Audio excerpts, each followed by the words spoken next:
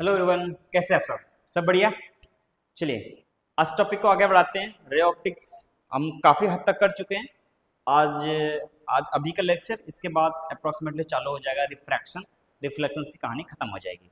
हमने plane mirror को complete किया है, कर्व मिरर को लगभग लगभग कंप्लीट कर चुके हैं। आज last topic combination of mirror चलेगा, कटिंग ऑफ मिरर चलेगा। उसके बाद हम आ जाएंगे रिफ्रैक्शन में, है ना। यानी कि रिफ्लेक्शन एक पार्ट जो डिफ्रैक्शन एंड रिफ्रैक्शन था, जो एक पार्ट है रिफ्लेक्शन, वो एंड हो जाएगा। ठीक है, आई होप आप चैनल को पूरा देख रहे होंगे, सारे लेक्चर्स सीरियल वाइज देख रहे होंगे। अगर आप चैनल में नए हैं तो चैनल को लाइक करें, शेयर करें, सब्सक्राइब करें और वीडियो को अंत तक देखें। कॉन्सेप्ट क्लैरिटी अच्छी हो जाएगी, ट्रस्ट में, लेकिन वीडियो को अच्छे से अंत तक देखें। ठीक है, चलिए आप चालू कर रहे हैं। आज का हमारा हेडिंग है कटिंग ऑफ मिरर। क्या चीज? कटिंग ऑफ मिरर, यानी कि मिरर को हम क्या कर रहे हैं? कट कर रहे हैं। मिरर को हम क्या कर रहे हैं? कट कर रहे हैं। मान लो कि एक मिरर है, ये मान लो कनकेव मिरर है। ये क्या चीज है? कनकेव मिरर है। ओके, इस मिरर को अब मैं कट कर रहा हूं। क्या कर रहा हूं? कट कर रहा हूं। मान लीजिए इस मिरर को मैं नीचे से कट कर दिया, है ना। आफ्टर कटिंग द मिरर, है ना। आफ्टर, ये रियल मिरर है, मतलब रियल में जब था, बिफोर कटिंग, बिफोर कटिंग ऐसा था। और आफ्टर कटिंग इसी मिरर को मैं क्या बना रहा हूं, वो इस तरीके से कट करने के बाद मैंने इसको, इस पोर्शंस को हटा दिया। ठीक, इसमें क्या कर दिया? नीचे वाले पोर्शंस को कट किया और फेंक दिया। तो ये बिफोर आफ्टर कटिंग है। ये क्या चीज है? After cutting. ठीक, एक तो ये किया। दूसरा तरीका हम क्या कर सकते हैं? ये पहला नंबर था। दूसरा नंबर क्या कर सकते हैं? हमने मिरर को कट तो किया है और उसको डिस्प्लेस भी किया है। क्या किया? डिस्प्लेस भी किया। सेकंड तरीका ये वाला, बिफोर कटिंग वाला है ना।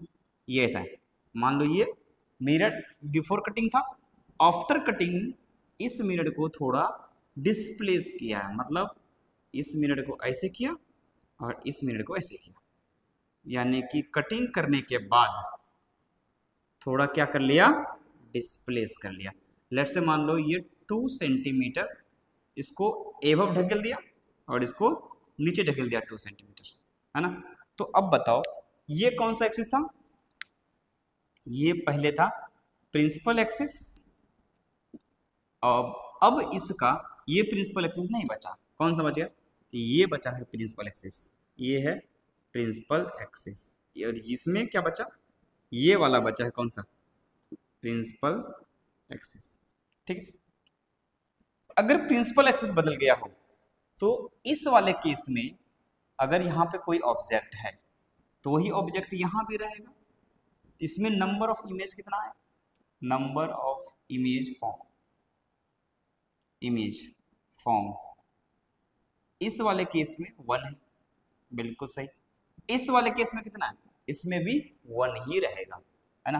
तो नंबर ऑफ इमेज फॉर्म कितना रहेगा? 1 ही रहेगा। ठीक, इस वाले केस को मैंने क्या किया? कट किया और शिफ्ट किया। मान लो यहाँ कोई ऑब्जेक्ट होगा। क्या था? ऑब्जेक्ट। तो इसमें number of image form, image form कितना है? 1। ओके, इस वाले केस में क्या होगा? सर ऑब्जेक्ट अब प्रिंसिपल एक्सिस में नहीं बचा, ऑब्जेक्ट यहाँ आ चुका है। अगर ऑब्जेक्ट यहाँ आ चुका है तो ये वाला प्रिंसिपल एक्सिस है और ये वाला प्रिंसिपल एक्सिस है। इसके लिए थोड़ा हाइट में आ गया, नीचे 2 सेंटीमीटर, और इसके लिए अप आ गया 2 सेंटीमीटर। तो इसका इमेज इधर कहीं बनेगा और इसका इमेज इधर कहीं बनेगा, या फिर इधर बन सकता है। वो डिपेंड करेगा कि प्रिंसिपल एक्सिस में हमारा जो लेंथ है ये फोकल लेंथ से कम है या ज़्यादा है, उस पर डिपेंड करेगा। ठीक, लेकिन इमेज इससे अलग बनेगा, इसका अलग बनेगा। इसमें कितना आएगा? Number of image, number of image form कितना हो जाएगा? इस केस में 2 हो जाएगा, यानी मोर देन 2 हो जाएगा, मोर देन 1 हो जाएगा। ओके, तीसरा केस एक और ले सकते हैं कि हमने मिरर तो लिया है, ये मिरर लिया, ओरिजिनल मिरर बिफोर कटिंग। यहाँ कोई ऑब्जेक्ट है, ये क्या है? ऑब्जेक्ट है। ओके, ये ऑब्जेक्ट है बिफोर कटिंग में, तो इसका इमेज कहीं ना कहीं बनेगा। इसमें नंबर ऑफ इमेज कितना बनेगा? 1। इसमें नंबर ऑफ इमेज जो बनेगा वो कितना होगा? 1। इस केस में नंबर ऑफ इमेज जो हो जाएगा वो कितना होगा? 1।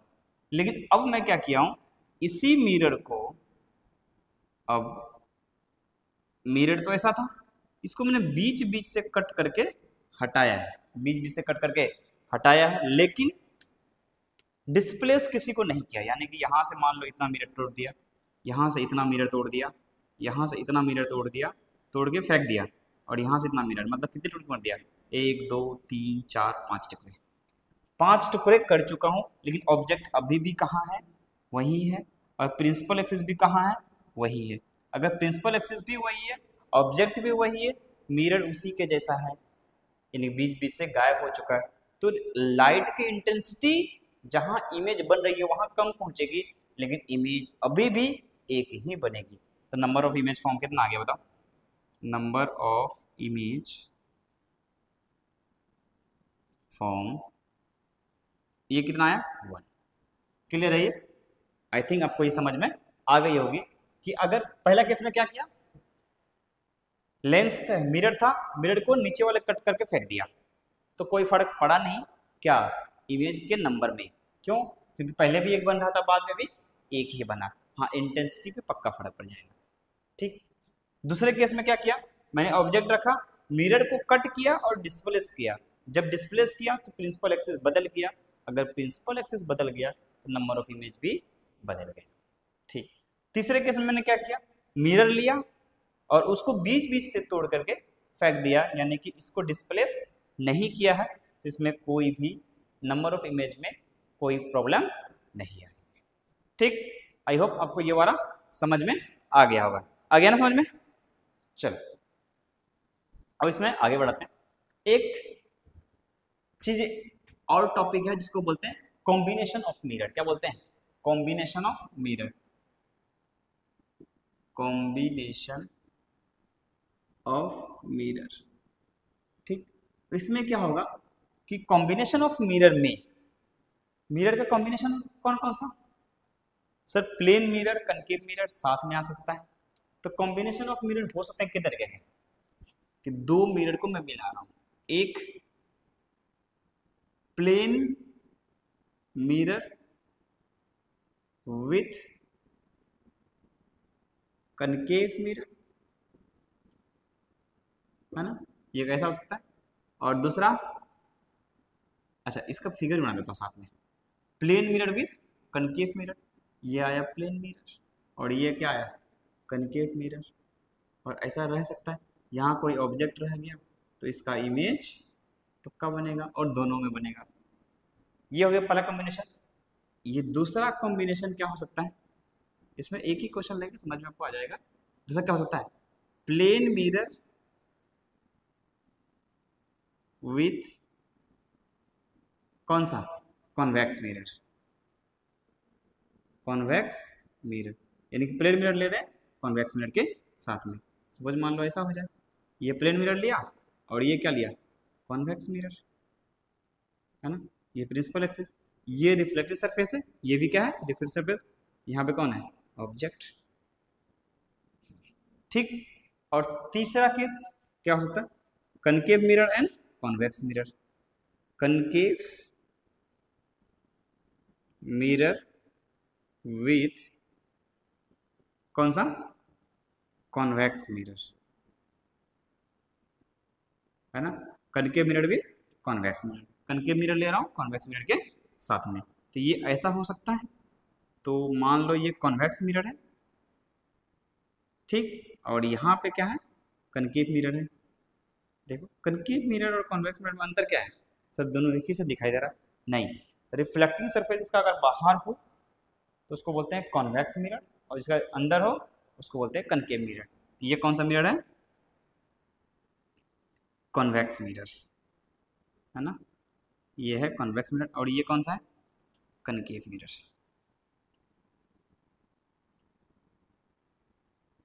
Concave mirror. ठीक। अब यहाँ पे क्या होगा? ऑब्जेक्ट होगा और इसका क्या बनेगा? इमेज बनेगा। ठीक है, क्लियर हो गया? चलिए अब इसको आगे बढ़ाते हैं, एक आध क्वेश्चन लेते हैं, क्वेश्चन से लेके फिर समझते हैं कि कनकेव मिरर और कॉन्वेक्स मिरर कैसे वर्क करता है। ठीक है, ओके, नोट कर लीजिए, पॉज करके पॉज कीजिए और नोट कीजिए। हो गया?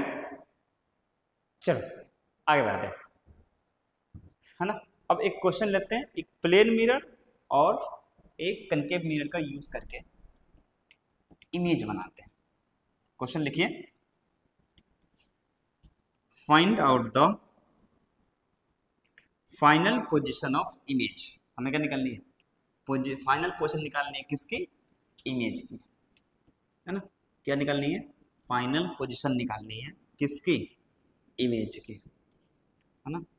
क्वेश्चन है हमारा, find the position of final image after 3 successive reflections taking first reflection on M1। ठीक, देखो इधर, मान लो ये हमारा कनकेव मिरर है और ये हमारा क्या? कनकेव मिरर ले लो, कॉन्वेक्स मिरर ले लो। कनकेव मिरर ले लेता हूँ, ये कॉन्वेक्स ले लिया। मान लो ये हमारा क्या चीज़ है, इधर ले लो, कनकेव मिरर ले लिया ऐसा, ठीक। और यहाँ पे एक प्लेन मिरर ले लिया ऐसे, यहाँ पे क्या है? एक प्लेन मिरर ले लिया और ये दोनों के बीच की दूरी 40 सेंटीमीटर ले लिया। कितना ले लिया? 40 सेंटीमीटर, ठीक है। ऑब्जेक्ट, इसको मिरर का नाम दे दो, इसका M1 नाम है, इसका नाम M2, और ऑब्जेक्ट इसका फोकस दे देता हूँ, फोकस एक वैल्यू ले लो, कितना ले लेते हैं?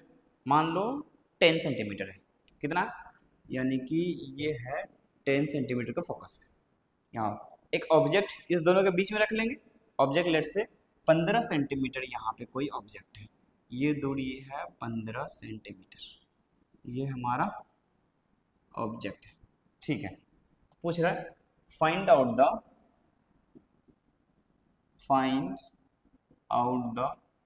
Final position of image after 3 successive reflection.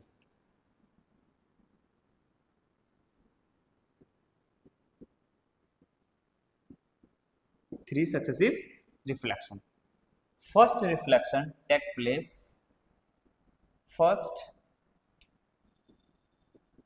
reflection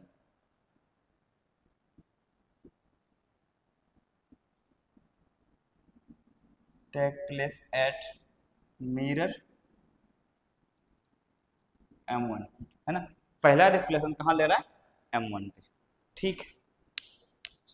चलो जब M1 पे मैं फर्स्ट रिफ्लेक्शन लूंगा, इसको ओरिजिन मानूंगा, U कितना हो गया? -15। फर्स्ट रिफ्लेक्शन, सोल्यूशन कर रहा हूं मैं, देख लो। फर्स्ट रिफ्लेक्शन कहां से ले रहे हैं? From M1। देखो मिरर 1 से फर्स्ट रिफ्लेक्शन मैं ले रहा हूं, तो इसमें इमेज कहां बनेगा? तो ये फॉर्मूला लगाएंगे। पहले देखो तो U कितना है? U कनकेव मिरर है, U नेगेटिव लेता हूँ तो U आया -15 सेंटीमीटर, ठीक। अच्छा V निकालना है, F सर 10 सेंटीमीटर है, लेकिन कनकेव मिरर है तो नेगेटिव लगाना पड़ेगा, तो ये आया -10 सेंटीमीटर, बिल्कुल सही। तो अब लगाओ फॉर्मूला, तो 1/v plus 1/u is equals to 1/f, तो 1/v equals to 1/f minus 1/u, बिल्कुल सही। तो ये 1/v is equals to 1/f का वैल्यू कितना है? -10, f का वैल्यू रखो -10 माइनस 1/u, u का वैल्यू कितना सर? -15, ये आया -15, तो वैल्यू कितनी आई? -15 और -10 एलसीएम ले लो तो -30, ये आया -3 और ये माइनस माइनस प्लस, ये आया +2। तो ध्यान से देखो तो v की वैल्यू कितनी आई? v की वैल्यू यहाँ पे अच्छा -30 नहीं यहाँ पे, तो इसलिए माइनस ऊपर चला जाएगा, ये 30 -3 और ये +2 तो -1, तो v की वैल्यू आई -30 सेंटीमीटर, कितनी आई, -30 सेंटीमीटर। तो -30 सेंटीमीटर इसका मतलब ये है कि जहां कोऑर्डिनेट है उससे 30 सेंटीमीटर पीछे। तो ये आया फर्स्ट इमेज, यहां बना है ना, फर्स्ट इमेज कितने सेंटीमीटर में सर, 30 सेंटीमीटर में। अगर 30 सेंटीमीटर में फर्स्ट इमेज बना यहां से यहां तक, ये कितना सेंटीमीटर है, 30 सेंटीमीटर है, तो इधर में बच कितना गया, 10 सेंटीमीटर। ठीक, ये फर्स्ट इमेज बन गया। अब बताओ, फर्स्ट रिफ्लेक्शन हो गया ये वाला, सेकंड रिफ्लेक्शन है ना। अब क्या लिखेंगे, सेकंड रिफ्लेक्शन कहां से लेना पड़ेगा, रिफ्लेक्शन फ्रॉम मिरर टू, है ना, मिरर टू से सब। अब इसका प्लेन मिरर है तो जितना डिस्टेंस आगे ऑब्जेक्ट है उतना इमेज बनेगा। ऑब्जेक्ट यहाँ है, यानी कि पहले का इमेज दूसरे के लिए ऑब्जेक्ट का काम करेगा। तो ऑब्जेक्ट अगर यहाँ है तो इमेज यहाँ बनेगा। तो ये है सेकंड इमेज। ये कौन सा इमेज, सेकंड इमेज, दूरी 10 सेंटीमीटर। तो second image form bye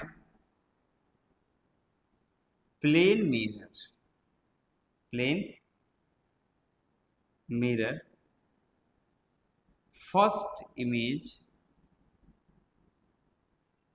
act as object. ठीक, ये हो गया सेकेंड इमेज बन गया। अब थर्ड रिफ्लेक्शन कहाँ लेने वाले हैं, अब ये बन गया ऑब्जेक्ट, है ना। Second image act as object for the third reflection, है ना। तो मैं ऐसा बोल सकता हूं कि अब लिख सकते हैं कि second image act as object for third reflection. तीसरा रिफ्लेक्शन होने के लिए ये ऑब्जेक्ट की तरफ बिहेव करेगा। तो ये दूरी है कितनी सर, 50 सेंटीमीटर, है ना। तो u कितनी आ गई सर, -50 सेंटीमीटर। अच्छा, f कितनी आई, -10 सेंटीमीटर। v हमें निकालनी है और वही v जो होगा वो फाइनल हमारा आंसर होगा। ठीक है, अब फॉर्मूला लगाते हैं तो वही वाला वैल्यू लगाएंगे, 1/v equals to 1/f minus 1/u। तो वैल्यू रखो, तो 1/f, f का वैल्यू कितना, -10 दिया हुआ है, तो -10 माइनस 1/u, u का वैल्यू कितना सर, -50 यहाँ से यहाँ तक की दूरी, तो यह आया -50। ठीक, देखो 1/v का जो वैल्यू आया वो कितना आया, -1/10 माइनस माइनस प्लस, ये आया 1/50। ये वैल्यू कितनी आई 50, तो ये आया -5, ये +1, तो वैल्यू आया -4/50। तो v की वैल्यू आई कितनी, -12.5, डिवाइड करेंगे ना 50/400, तो v की वैल्यू कितनी आई 50/4, और ये नेगेटिव में है ना, तो ये आया कितना -12.5 सेंटीमीटर। यानी कि v फाइनल जो आया -12.5 centimetre.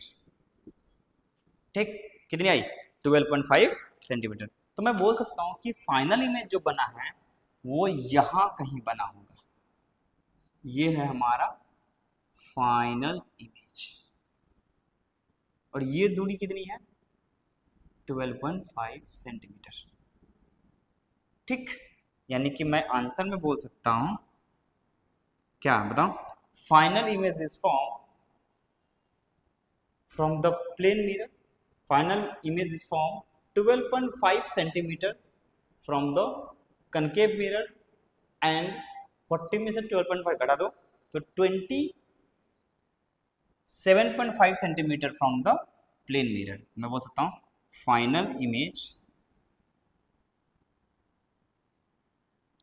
is from 12.5 centimeter from concave mirror and, या फिर और लिखो, और 40 में से 12.5 घट गया तो वैल्यू कितना बच गया 27.5। तो 27.5 centimetre from the plane mirror. ठीक, ये हमारा आ गया इसका आंसर। क्लियर है ये, है ना। इस तरीके से हमने ये निकाल लिया कि प्लेन मिरर से कितनी दूरी पे फाइनल इमेज होगी या फिर कर्व मिरर से कितनी दूरी पे फाइनल इमेज होगी। आई होप आपने पूरी लेक्चर को एंजॉय किया होगा और कॉम्बिनेशन ऑफ मिरर और कटिंग ऑफ मिरर समझ में आई होगी। वीडियो अगर अच्छी लग रही है तो अपने दोस्तों के बीच में इसे जरूर फैलाएं और फिर मिलते हैं नेक्स्ट एपिसोड में। तब तक जोश और जुनून बनाए रखें, पढ़ाई के साथ लगे रहें। धन्यवाद।